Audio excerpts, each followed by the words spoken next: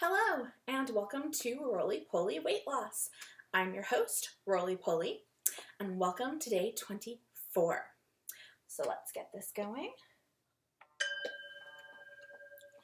So last time, I talked about prescription medications that can accidentally make you gain weight or keep you from losing it.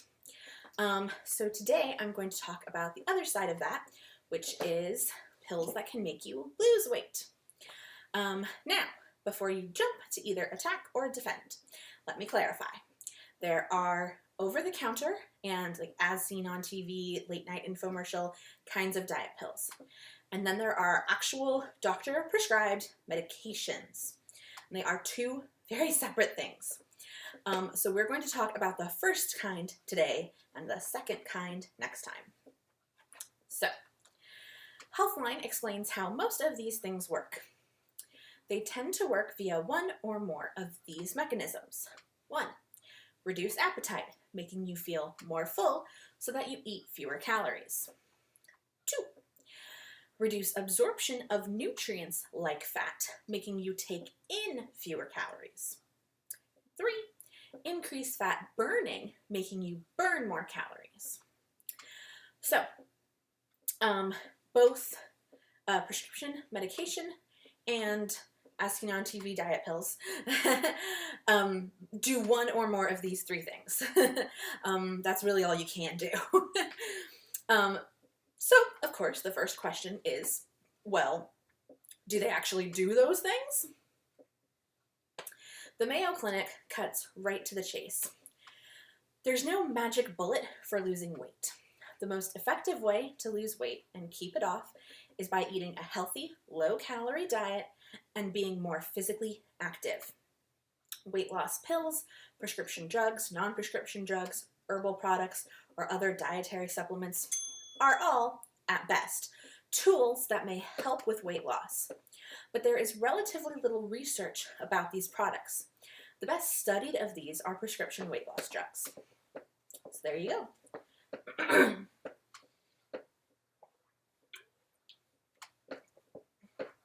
So, that said, let's look at non-prescription pills. WebMD, not impressed. Anyone who has watched TV after midnight has heard the claims. Eat all you want, never exercise, and still lose weight with this little pill. Unfortunately, scientific research has not borne out such claims. These products are categorized as dietary supplements, not drugs. According to current FDA regulations, that means nobody has to prove that they work. Yes, you heard that right. They don't even have to work. So that means that instead of having to be proved effective first, they can just be sold to people by any random schmuck. And if people get hurt or sick or die, you don't have to stop selling them until the FDA can prove that they are bad. Okay? That is just madness. But that major issue with our laws aside, that said, what are in these supplements, in theory, that they claim are in them? Well, there are all kinds of different main ingredients in these things, and they can be marketed and put together in different ways. So some are pills or capsules, some are liquid drops or shots, like your 5-hour energy shot, and sometimes they're made into like drink mix powder or put into snacks, things like that. It varies. And as Healthline notes, they can work in different ways. So first are fat trappers. Fat trapping products generally contain chitosan. It comes from the powdered shells of shrimps, crabs, and other shellfish. Supposedly, it binds to fat in the food you eat, keeping it from being digested. While there is evidence that it does help prevent you from absorbing dietary fat, its effects may be too small for you to actually notice anything. A few small studies have shown that people on calorie-restricted diets lose slightly more weight, if they're taking Cheeto-San. And of course, there are also good fats and good things that hitch a ride on fats, like vitamins, that can be excluded by these supplements. So you have to watch out for that. Then there are the fat burners and the appetite suppressants, which tend to go hand in hand. Fat burners are generally some combination of herb-derived stimulants, essential fatty acids, chromium picolinate, pyruvate, and or hydroxycitric acid. 2 or 3 of these stimulants are usually stacked together in one weight loss product, often along with aspirin or willow bark. They're supposed to increase energy while stimulating fat burning. Most experts agree they do work when combined with exercise. Their safety, however, is another matter. And we'll explore that more in depth now. So, first, let's look at Garcinia cambogia extract, which became popular worldwide after being featured on the Dr. Oz show in 2012. It is a small green fruit shaped like a pumpkin. The skin of the fruit contains hydroxycitric acid, HCA. This is the active ingredient in Garcinia cambogia extract, which is marketed as a diet pill.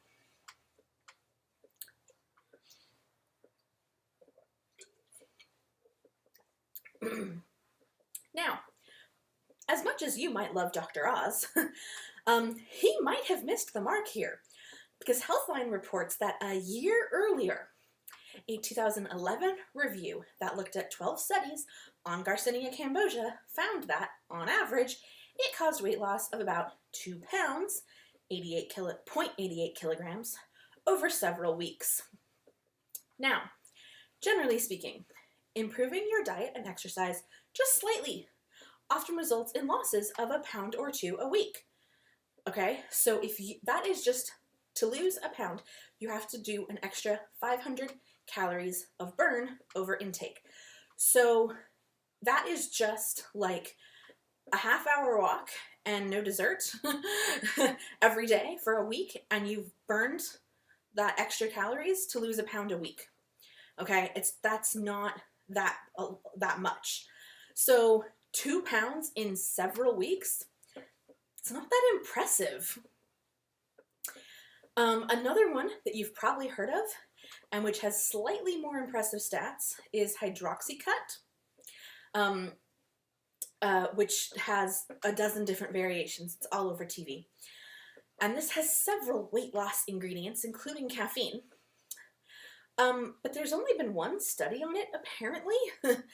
And while it did conclude that users would lose 21 pounds in 3 months, one short-term study, only 3 months, isn't super reliable. And of course, 3 months is roughly 12 weeks, and 21 pounds in 12 weeks is again 1 to 2 pounds a week, or what you can easily achieve with slightly better diet and exercise on your own. So, again, not super impressive.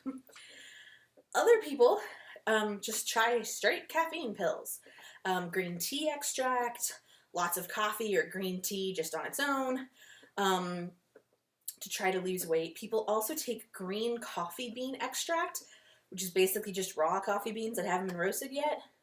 And again, it's for the caffeine. There are lots of ways to get caffeine.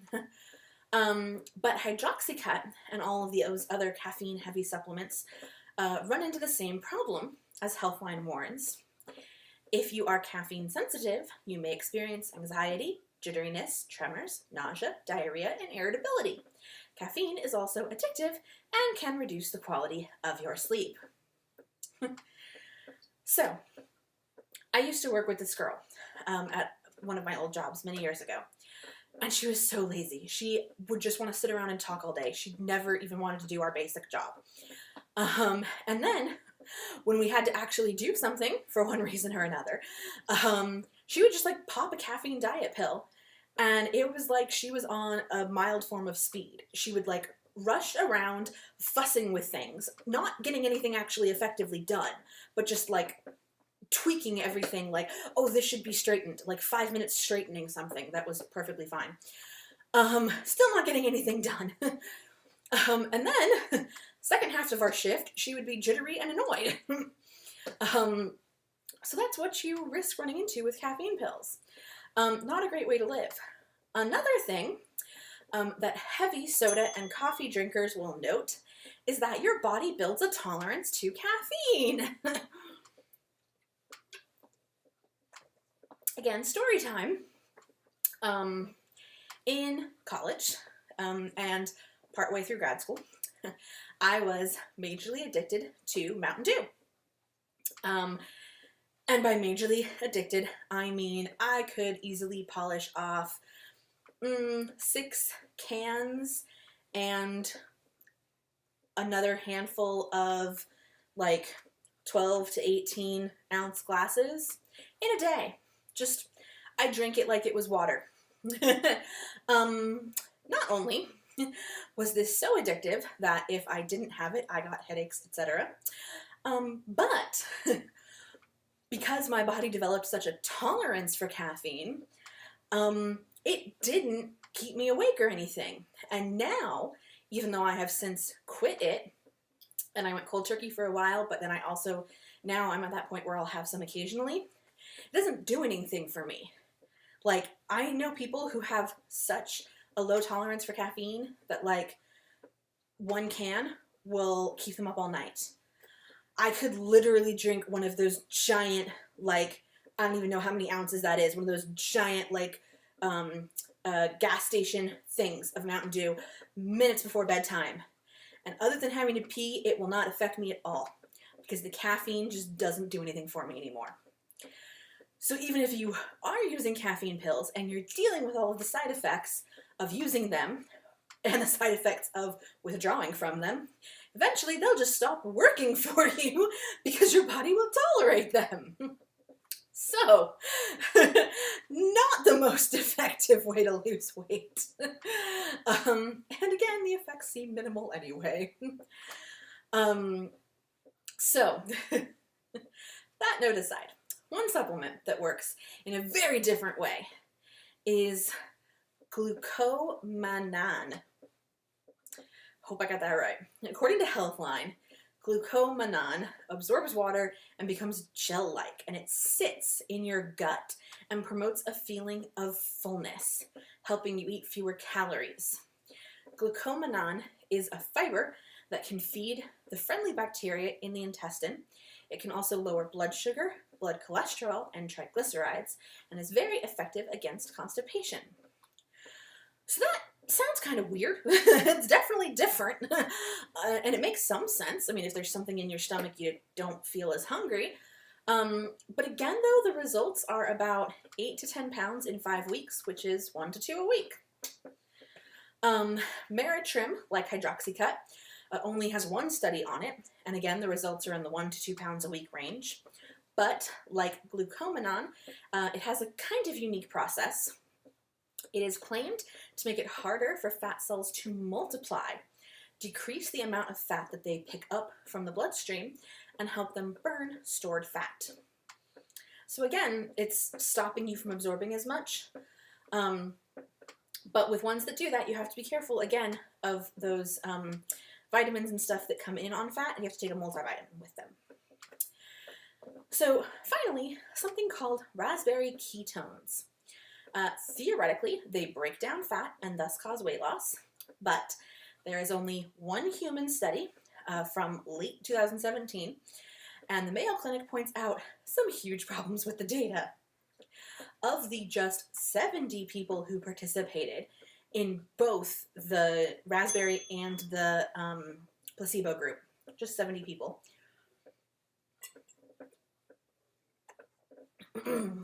only 45 of them completed all 8 weeks, which is ridiculously small. And 8 weeks, ridiculously short for a trial, FYI, that's just 2 months.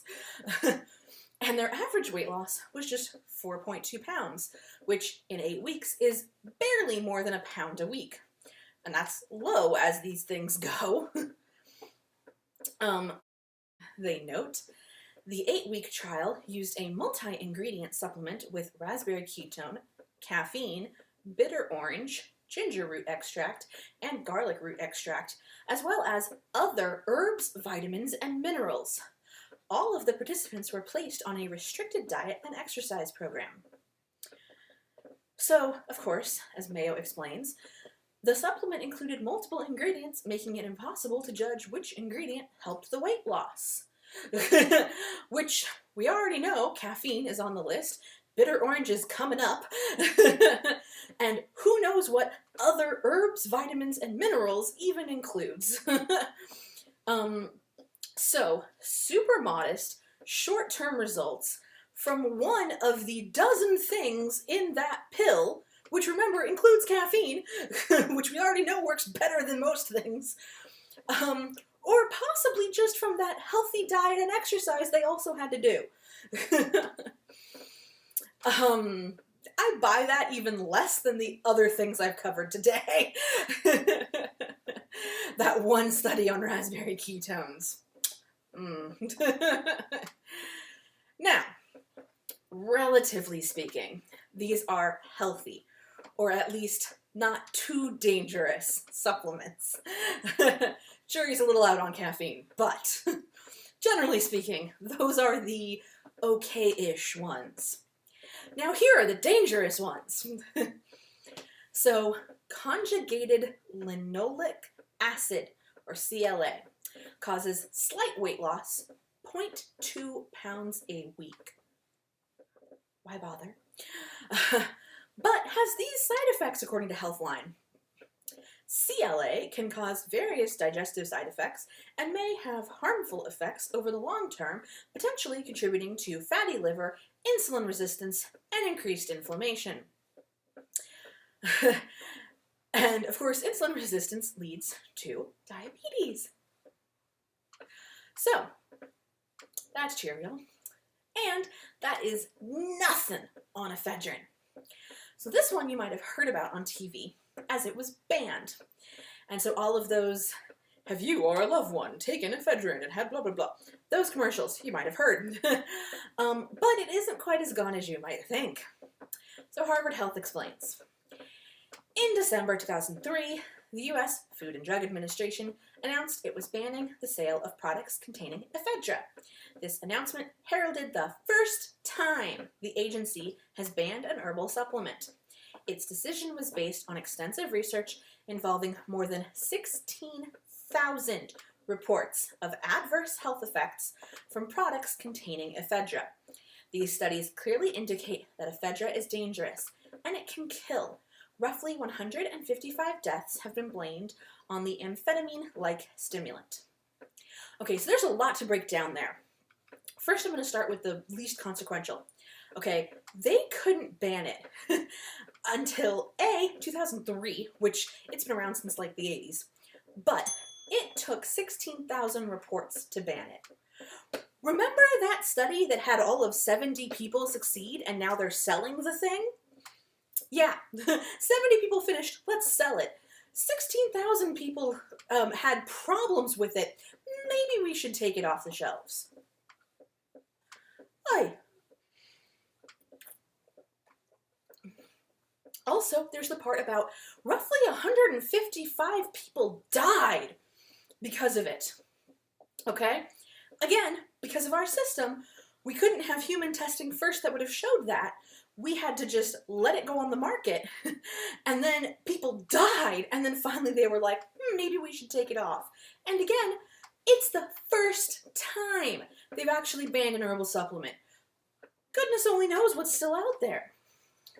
And then finally, the last thing to break down from that is it's an amphetamine-like stimulant. Yeah. So remember when I compared someone taking caffeine diet pills to being on like a mild form of speed? Well, this is the non-mild version. This is actually speed. And it sped up people's hearts so much that they died. A variety of studies associate ephedra use with cardiovascular problems, including high blood pressure, palpitations, and heart attacks. Side effects of the herb include heart palpitations, nausea, and vomiting. More than 800 dangerous reactions have been reported, among them heart attacks, strokes, seizures, and sudden death. Psychosis, insomnia, and heat stroke have also been reported. So those are the top handful of the 800, more than 800, dangerous side effects of this. But, you know, I think the most important is the heart attack, stroke, and sudden death. But there are people who don't seem to care, and they just want their speed back.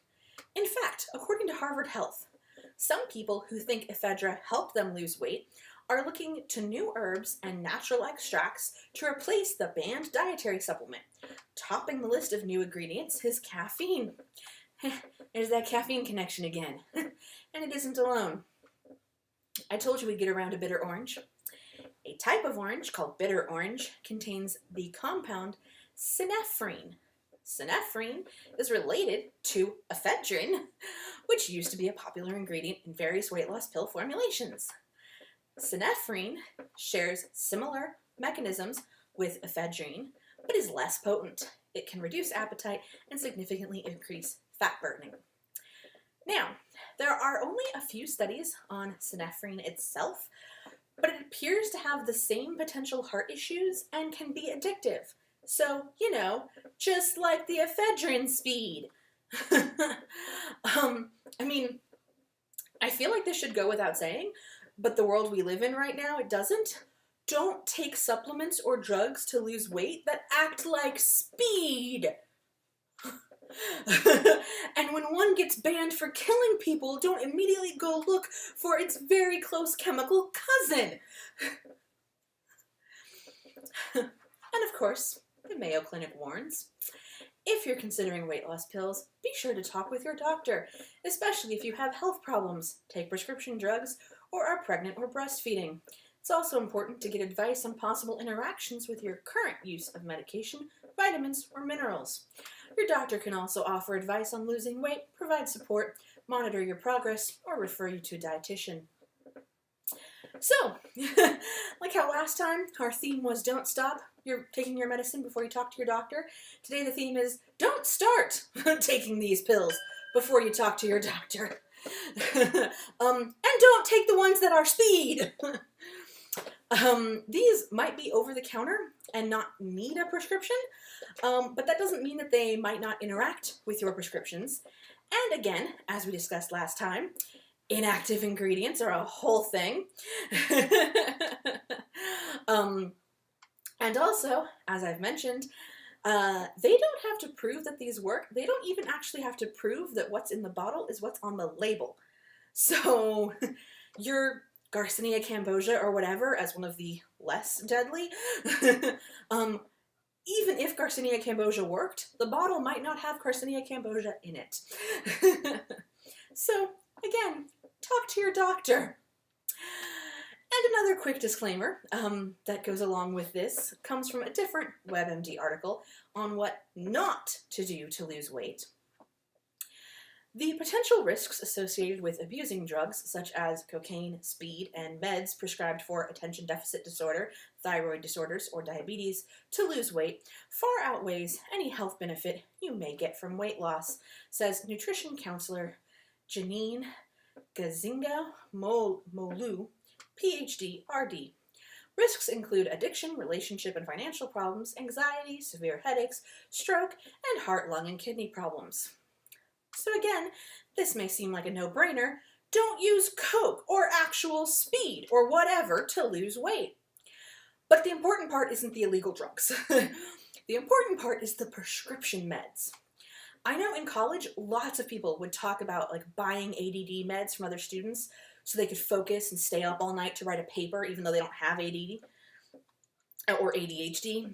And lots of people have found that there are prescription meds that can have a side effect of making you lose weight or whatever. But like, don't do that.